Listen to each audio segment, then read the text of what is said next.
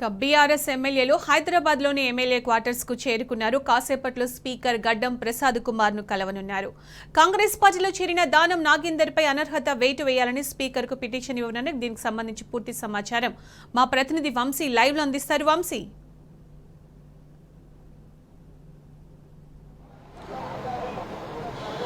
సునీత, ఏదైతే 11 గంటల ప్రాంతంలో స్పీకర్ని కలవడానికి, స్పీకర్ గడ్డం ప్రసాద్ కుమార్ని కలవడానికి బీఆర్ఎస్ పార్టీకి చెందినటువంటి పలువురు ఎమ్మెల్యేలు ఏదైతే ఐదుగూడలోని ఎమ్మెల్యే క్వార్టర్స్కి రావడం జరిగింది. వారు స్పీకర్ని కలవడానికి కూడా ఏదైతే ప్రధానంగా దానం నాగేందర్పై అనర్హత వేటు వేయాలని కోరుతూ వారు ఫిర్యాదు చేయడానికి కూడా ఇక్కడికి రావడం జరిగింది. ప్రధానంగా బీఆర్ఎస్ పార్టీకి చెందినటువంటి బండారి లక్ష్మారెడ్డి కావచ్చు, దాంతోపాటుగా కాలేరి వెంకటేష్, ముఠా గోపాల్, పాడి కౌశిక్ రెడ్డి వారు స్పీకర్ని కలవడానికి వెళ్ళినటువంటి పరిస్థితి కూడా మనం చూడొచ్చు. నిన్న ఏదైతే 3 గంటల ప్రాంతంలో అపాయింట్మెంట్ తీసుకోగా వారిని కలవడానికి దాదాపుగా 6 గంటలకు అపాయింట్మెంట్ ఇవ్వడం జరిగింది.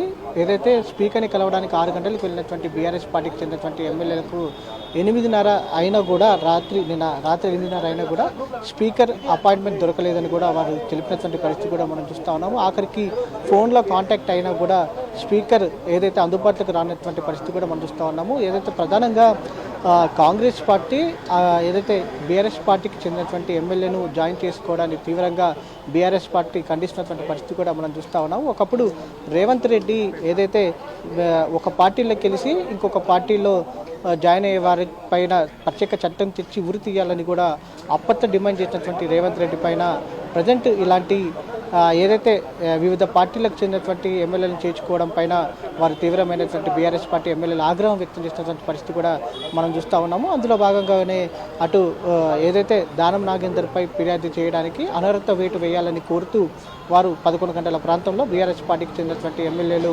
ఏదైతే ఐదుగూడలోని ఎమ్మెల్యే క్వార్టర్స్కి రావడం జరిగింది. కాసేపట్లో వారు బయటకు వచ్చే అవకాశం ఉన్నట్టు కూడా మనకు తెలుస్తూ ఉంది. రైట్ వంశీ.